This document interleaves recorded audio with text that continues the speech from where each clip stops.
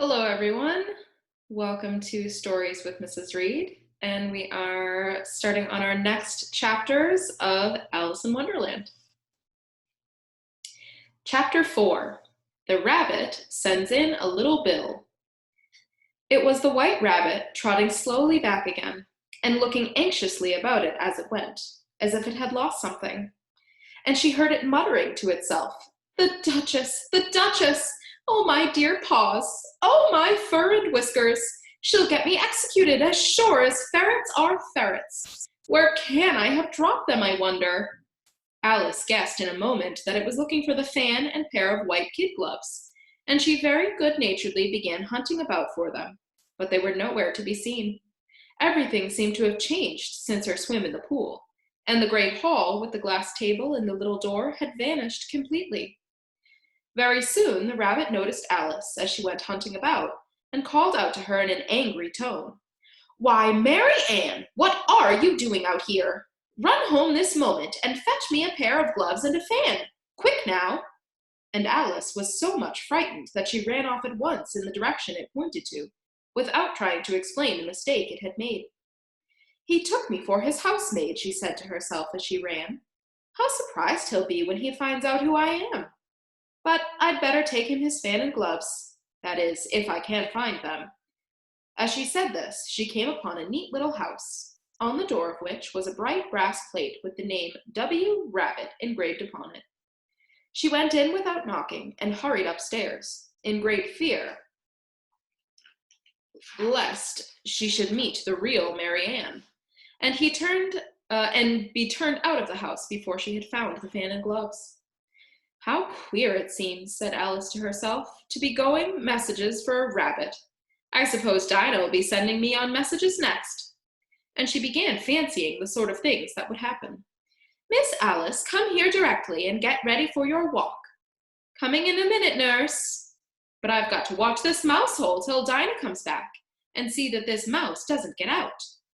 Only I don't think," Alice went on, "that they'd let Dinah stop in the house if it began ordering people about like that."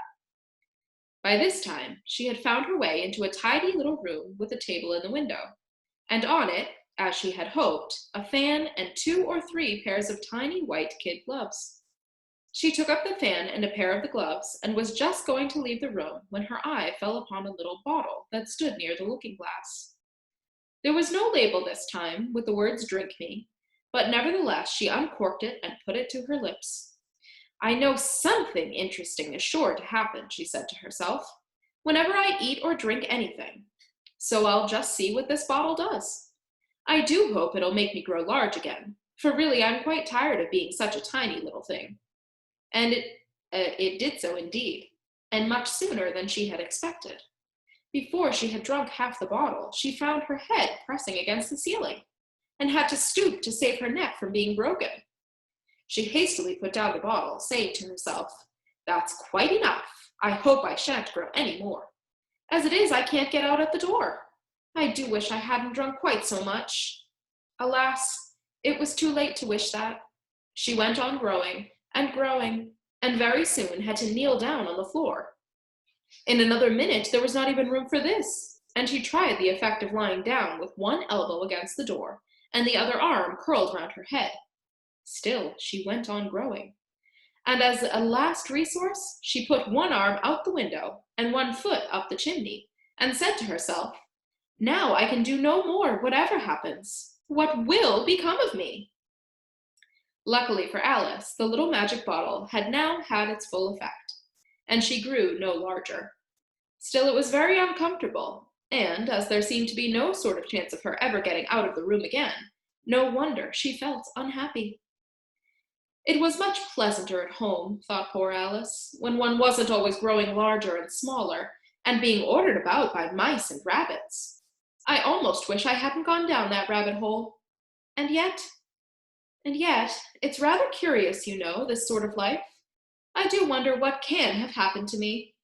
When I used to read fairy tales, I fancied that kind of thing never happened. And now here I am in the middle of one.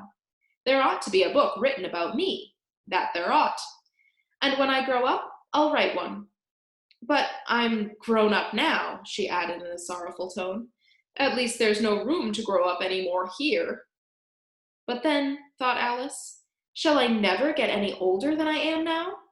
That'll be a comfort one way, never to be an old woman. But then, always to have lessons to learn. Oh, I shouldn't like that. Oh, you foolish Alice, she answered to herself. How can you learn lessons in here? Why, there's hardly room for you, and no room at all for any lesson books. And so she went on, taking first one side and then the other, and making quite a conversation of it all together. But after a few minutes, she heard a voice outside and stopped to listen. "Mary Ann, Mary Ann," said the voice, "fetch me my gloves this moment." Then came a little pattering of feet on the stairs. Alice knew it was the rabbit coming to look after her, and she trembled till she shook the house, quite forgetting that she was now about 1,000 times as large as the rabbit, and had no reason to be afraid of it. Presently the rabbit came up to the door, and tried to open it, but as the door opened inwards, and Alice's elbow was pressed hard against it, that attempt proved a failure. Alice heard it say to itself, "Then I'll go round and get in at the window." "That you won't," thought Alice. And after waiting till she fancied she heard the rabbit just under the window, she suddenly spread out her hand and made a snatch in the air. She did not get hold of anything, but as she heard a little shriek and a fall, and a crash of broken glass, from which she concluded that it was just possible it had fallen into a cucumber frame or something of the sort. Next came an angry voice, the rabbit's. "Pat! Pat, where are you?" Then a voice she had never heard before. "Sure, then I'm here, digging for apples, your honor." "Digging for apples, indeed," said the rabbit angrily. "Here, come and help me out of this." Sounds of more broken glass. "Now tell me, Pat, what's that in the window?" "Sure, it's an arm, your honor." "An arm, you goose? Who ever saw one that size? Why, it fills the whole window."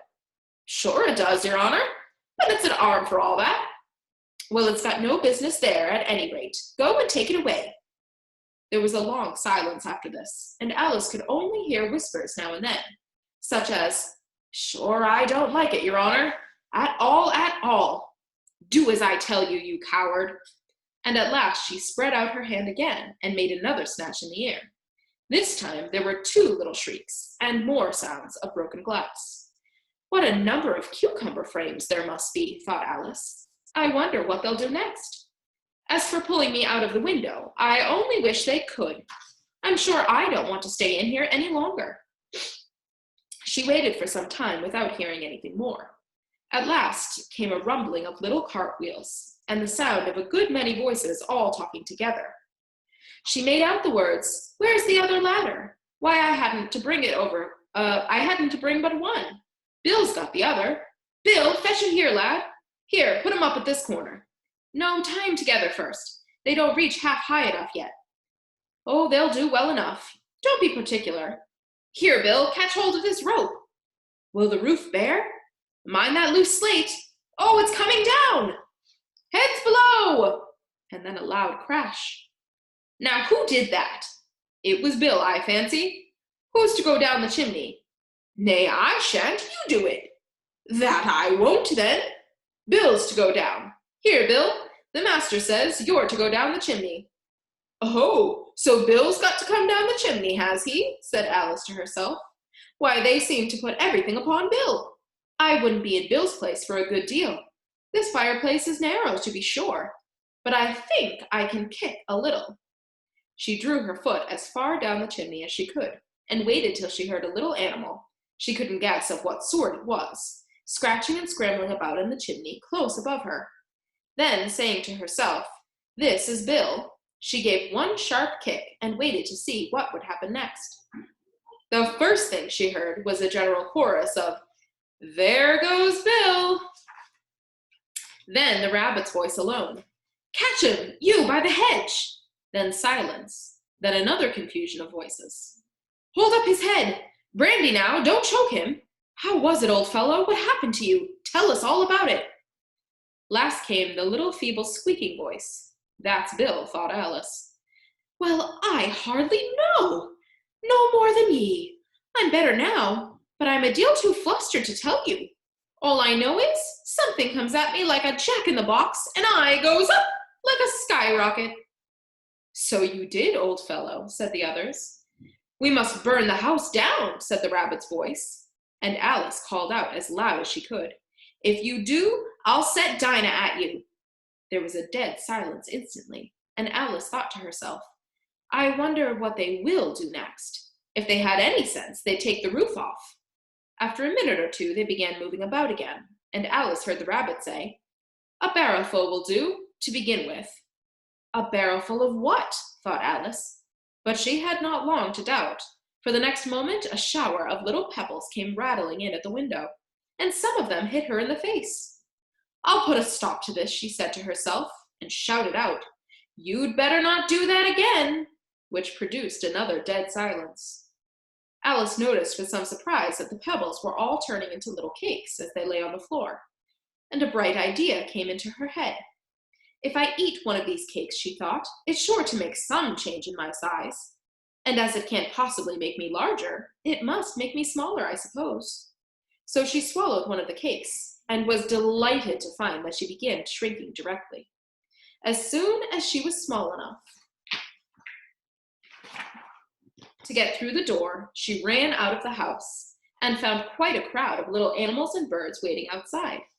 The poor little lizard, Bill, was in the middle, being held up by 2 guinea pigs, who were giving it something out of a bottle. They all made a rush at Alice the moment she appeared, but she ran off as hard as she could, and soon found herself in a thick wood. The first thing I've got to do, said Alice to herself as she wandered about in the wood, is to grow to my right size again, and the second thing is to find my way into that lovely garden. I think that will be the best plan. It sounded an excellent plan, no doubt, and very neatly and simply arranged. The only difficulty was that she had not the smallest idea of how to set about it. And while she was peering about anxiously among the trees, a little sharp bark just over her head made her look up in a great hurry. An enormous puppy was looking down at her with large round eyes, and feebly stretching out one paw, trying to touch her. Poor little thing, said Alice in a coaxing tone, as she tried hard to whistle to it, but she was terribly frightened all the time at the thought that it might be hungry, in which case it would be very likely to eat her up in spite of all her coaxing. Hardly knowing what she did, she picked up a little bit of stick and held it out to the puppy, whereupon the puppy jumped into the air off its feet all at once with a yelp of delight, and rushed at the stick, and made believe to worry it. And then Alice dodged behind a great thistle to keep herself from being run over, and the moment she appeared on the other side, the puppy made another rush at the stick, and tumbled head over heels in its hurry to get hold of it. Then Alice, thinking it was very like having a game of play with a cart horse, and expecting every moment to be trampled under its feet, ran round the thistle again. Then the puppy began a series of short charges at the stick, running a very little way forwards each time, and a long way back, and barking hoarsely all the while, till at last it sat down a good way off, panting, with its tongue hanging out of its mouth, and its great eyes half shut. This seemed to Alice a good opportunity for making her escape, so she set off at once, and ran till she was quite tired and out of breath, and till the puppy's bark sounded quite faint in the distance. And yet what a dear little puppy it was, said Alice, as she leaned against a buttercup and rested herself, and fanned herself with one of the leaves. I should have liked teaching it tricks very much, if I'd only been the right size to do it. Oh dear, I'd nearly forgotten that I've got to grow up again. Let me see, how is it to be managed? I suppose I ought to eat or drink something or other, but the great question is, what? The great question certainly was, what? Alice looked all around at her to see the flowers and blades of grass, but she could not see anything that looked like the right thing to eat or drink under the circumstances. There was a large mushroom growing near her, about the same height as herself, and when she had a look under it, and on both sides of it, and behind it, it occurred to her that she might as well look and see what was on the top of it. She stretched herself up on tiptoe, and peeped over the edge of the mushroom, and her eyes immediately met those of a large blue caterpillar that was sitting on the top with its arms folded, quietly smoking a long hookah, and taking not the smallest notice of her or anything else. Chapter 5. Advice from a Caterpillar. The caterpillar and Alice looked at each other for some time in silence. At last, the caterpillar took the hookah out of its mouth and addressed her in a languid, sleepy voice. "Who are you?" said the caterpillar. This was not an encouraging opening for a conversation. Alice replied rather shyly, I hardly know, sir, just at present. At least, I know who I was when I got up this morning, but I think I must have been changed several times since then." "What do you mean by that?" said the caterpillar sternly. "Explain yourself." "I can't explain myself, I'm afraid, sir," said Alice, "because I'm not myself, you see." "I don't see," said the caterpillar. "I'm afraid I can't put it more clearly," Alice replied very politely, "for I can't understand it myself to begin with. And being so many different sizes in a day is very confusing." "It isn't," said the caterpillar. "Well, perhaps you haven't found it so yet," said Alice. "But when you have to turn into a chrysalis, you will someday, you know, and then after that into a butterfly, I should think you'll feel a little queer, won't you?" "Not a bit," said the caterpillar. "Well, perhaps your feelings may be different," said Alice. "All I know is, it would feel very queer to me." "You?" said the caterpillar contemptuously. "Who are you?" Which brought them back again to the beginning of the conversation. Alice felt a little irritated at the caterpillar's making such very short remarks, and she drew herself up and said very gravely, "I think you ought to tell me who you are first." "Why?" said the caterpillar. Here was another puzzling question, and as Alice could not think of a good reason, and the caterpillar seemed to be in a very unpleasant state of mind, she turned away. "Come back," said the caterpillar after her. "I've something important to say." This sounded promising, certainly. Alice turned and came back again. "Keep your temper," said the caterpillar. "Is that all?" said Alice, swallowing down her anger as well as she could. "No," said the caterpillar. Alice thought she might as well wait, as she had nothing else to do, and perhaps after all it might tell her something worth hearing. For some minutes it puffed away without speaking, but at last it unfolded its arms, took the hookah out of its mouth again, and said, "So you think you're changed, do you?" "I'm afraid I am, sir," said Alice. "I can't remember things as I used, and I don't keep the same size for 10 minutes together." "Can't remember what things?" said the caterpillar. "Well, I've tried to say, how doth the little busy bee, but it all came different," Alice replied in a very melancholy voice. "Repeat, you are old, Father William," said the caterpillar. Alice folded her hands and began. "You are old, Father William," the young man said, "and your hair has become very white. And yet you incessantly stand on your head. Do you think at your age it is right?" "In my youth," Father William replied to his son, "I feared it might injure the brain. But now that I'm perfectly sure I have none, why, I do it again and again."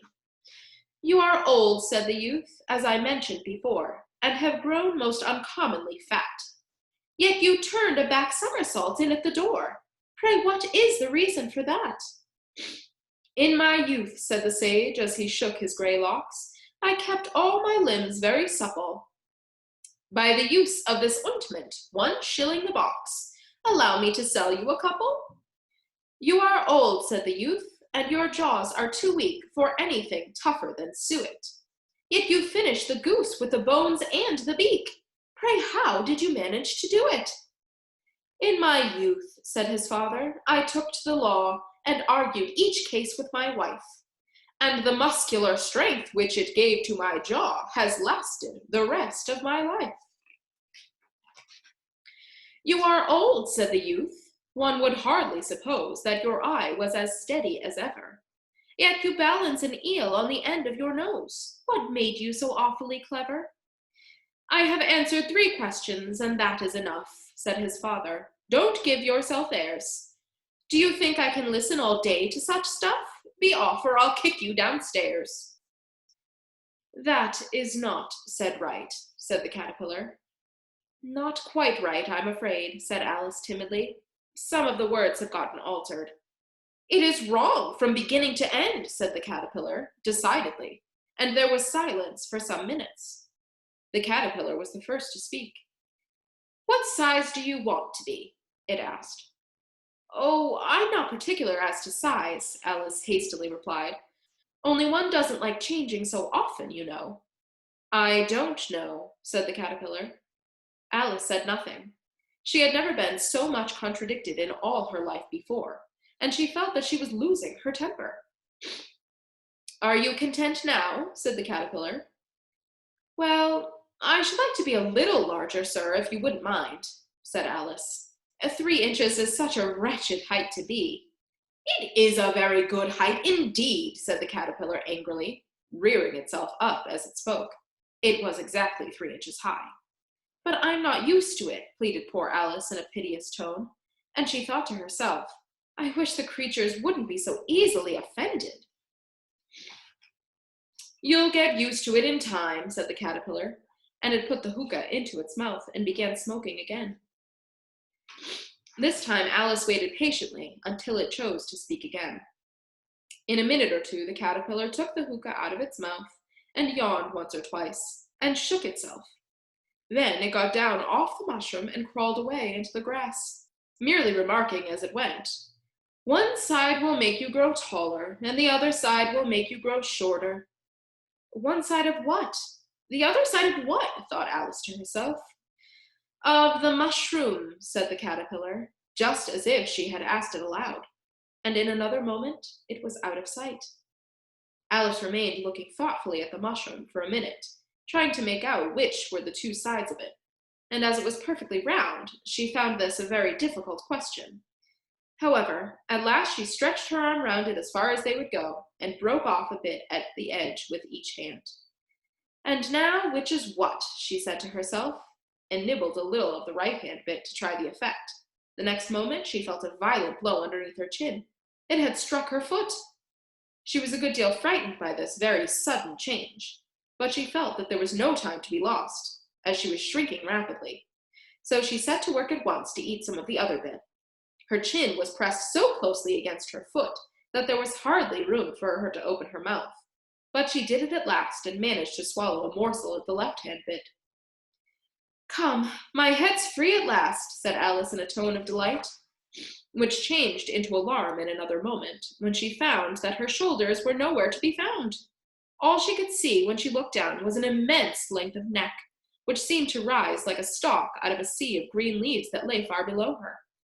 What can all that green stuff be? Said Alice. And where have my shoulders got to?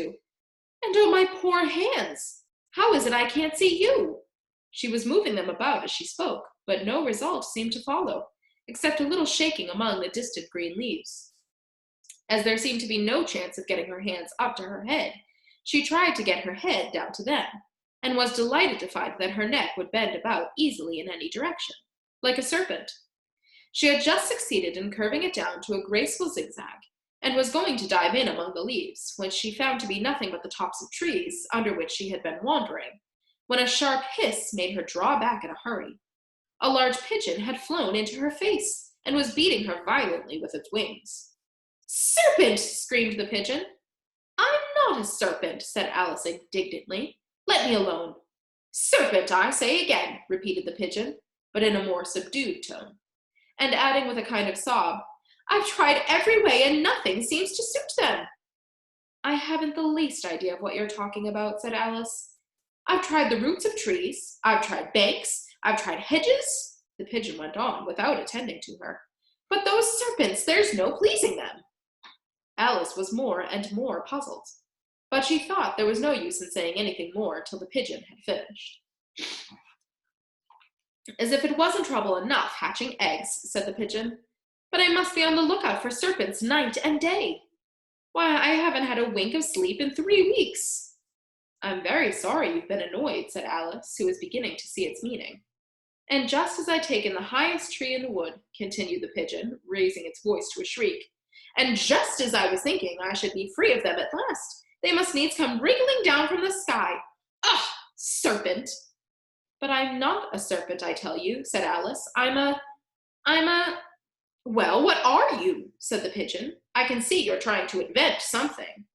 I'm a little girl, said Alice, rather doubtfully, as she remembered the number of changes she had gone through that day. A likely story indeed, said the pigeon in a tone of the deepest contempt. I've seen a good many little girls in my time, but never one with such a neck as that. No, no, you're a serpent, and there's no use denying it. I suppose you'll be telling me next that you never tasted an egg. I have tasted eggs, certainly, said Alice, who was a very truthful child. But the little girls that eat eggs quite as much as serpents do, you know. I don't believe it, said the pigeon. But if they do, why then you're a kind of serpent. That's all I can say. This was such a new idea to Alice that she was quite silent for a minute or two, which gave the pigeon the opportunity of adding, You are looking for eggs. I know that well enough. And what does it matter to me whether you're a girl or a serpent? It matters a great deal to me, said Alice hastily. But I'm not looking for eggs as it happens. And if I was, I shouldn't want yours. I don't like them raw. Well, be off then, said the pigeon in a sulky tone as it settled down again into its nest. Alice crouched down among the trees as well as she could, for her neck kept getting entangled among the branches, and every now and then she had to stop and untwist it. After a while, she remembered that she still held the pieces of mushroom in her hands, and set to work very carefully, nibbling first at one, then the other, and growing sometimes taller and sometimes shorter, until she had succeeded in bringing herself down to her usual height. It was so long since she had been anything near the right size that it felt quite strange at first. But she got used to it in a few minutes and began talking to herself as usual. Come, there's half my plan done now. How puzzling all these changes are. I'm never sure what I'm going to be from one minute to another. However, I've got back to my right size. The next thing is to get into that beautiful garden. How is that to be done, I wonder? As she said this, she came suddenly upon an open place with a little house in it about 4 feet high. Whoever lives there, thought Alice, it'll never do to come upon them this size. Why, I should frighten them out of their wits. So she began nibbling at the right-hand bit again, and did not venture to go near the house until she had brought herself down to 9 inches high. And that is where we will stop for today. I will see you tomorrow for the next few chapters of Alice in Wonderland.